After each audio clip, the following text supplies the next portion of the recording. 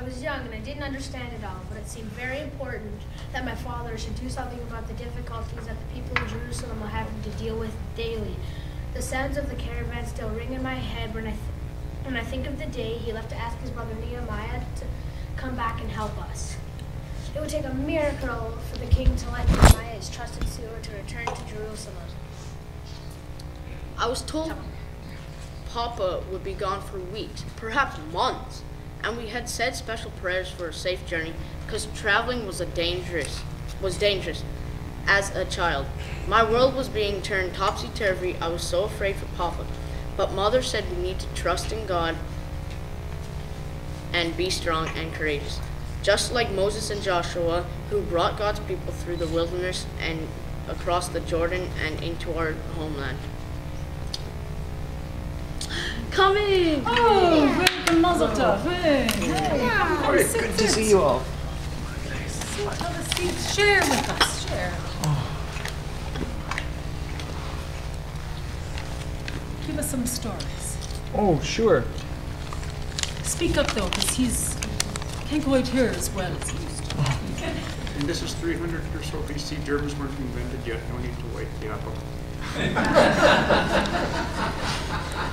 At one point, Nehemiah ordered that half the men should work. Oh, wait. That's a story for another time. How excited we all were when Uncle Hanani and Uncle Nehemiah returned together with a small band of the king's guards to aid us. That first night, I was asked to lead everyone around the city wall. My father said there was no adult that knew every nook and cranny like I did. I felt very proud that my knowledge of the city wall that I'd gained as a messenger boy was so useful. I helped pack the donkey.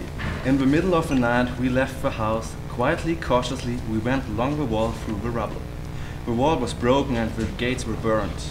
Nehemiah's scribe took note of the damage. Before a day had gone by, Nehemiah had gathered all the leaders and assigned them their section of the wall to repair. Nehemiah built it in an orderly fashion. First, he built the areas closest to our homes. He's very smart to count how many able-bodied men there were. I don't know what we could have done without him. He also provided us food and tools out of his own money. He even allowed the youngest of us to help if we were willing.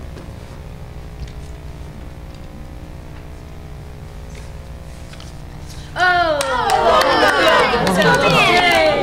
have a seat. Come, sit over here.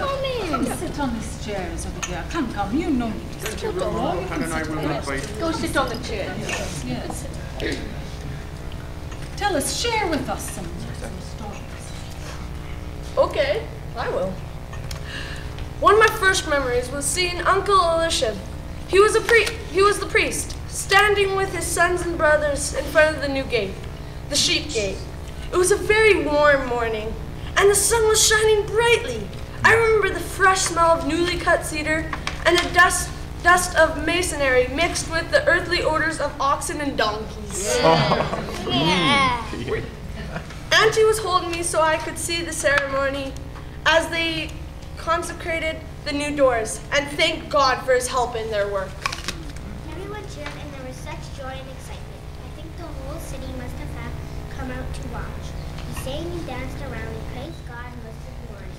I didn't understand what it all meant at the time, but now I can appreciate how thrilled our parents must have been to see the first section of the wall repaired and to know that God was blessing their work. I was so happy on Father Zanuck and his brothers as I watched them day after day sweating in the summer heat to build the wall in front of our home. We were a small family, but there was such excitement in seeing everyone working together and having part to play in restoring our city. It's amazing what a good leader can do in helping the people who don't even know or even like each other to work together for a good cause.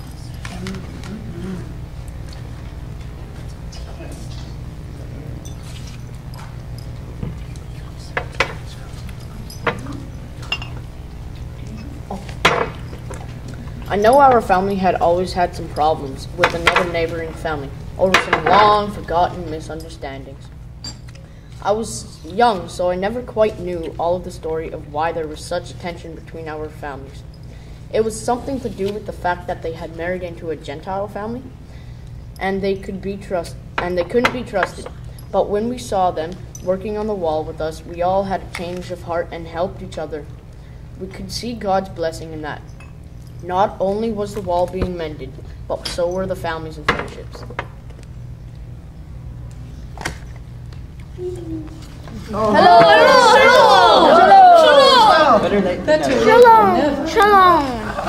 Shalom, tell us your story. I remember carrying food to the men in my family who were working to rebuild the new governor's residence. We lived outside of Jerusalem in Judea, but had come to live in the city while our father Jaden and his kin did their share of the work. Nehemiah, whose name means comfort of God, was a great encouragement to all of us, even though he was the governor. He would walk around the wall and speak to us daily, even the woman, with a kind word and his wonderful warm smile. I had always imagined God's leaders to be harsh and stern, but this man was so kind and thoughtful, and he often had special treats in his hand for us children.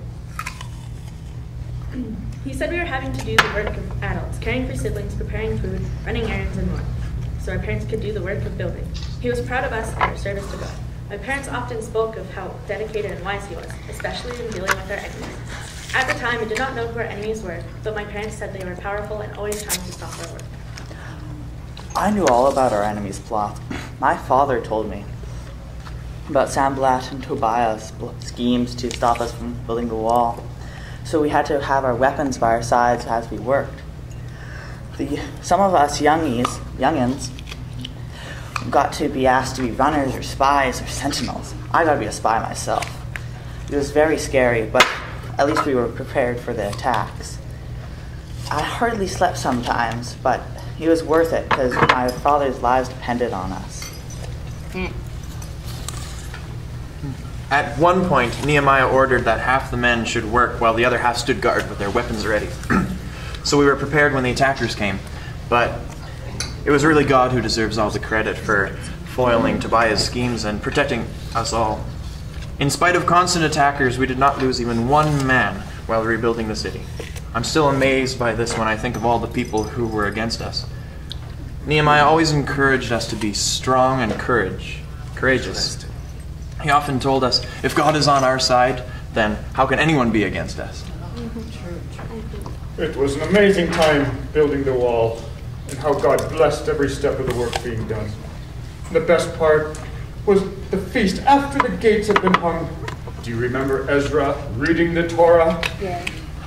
We all stood, men, women, and children in the square in front of the water gate. I'd never seen such a huge crowd, listening so carefully and quietly as the priest read God's instructions. Then there was singing and dancing and shouts of praise. What an awesome feeling to celebrate the completion of the wall. My heart was full of yonder as we gathered olive, myrtle, and palm branches, and the young and the old worked together, building booths on the rooftops, in the courtyards and the city squares. We were all so eager to honor God who had saved us and sent us a strong, loving leader and restored our city. Those were the most wonderful 8 days of my life. I was so glad my husband Han and I had been inspired to seek out Nehemiah and his brother. It was marvelous what God had done every step of the way, from Nehemiah's wholehearted service to the king's royal decrees to so many willing workers.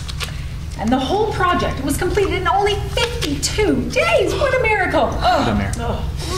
No wonder we have always said that there was no feast like that one. No, not since the days of Joshua.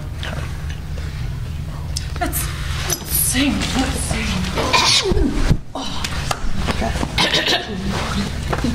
Those were the days, my friends, in Jerusalem. We sang of grace and built the city walls. We planted God was pleased before our enemies. What a feast of miracles we saw. Those were the days, my friends, in Jerusalem. We set the gates and built the city walls. We knew that God was pleased our enemies. What a feast of miracles. Those were the days, my friends, in Jerusalem. We set the gates and built the city walls. Making the harvest please. We fought our enemies. What a feast of miracles we saw.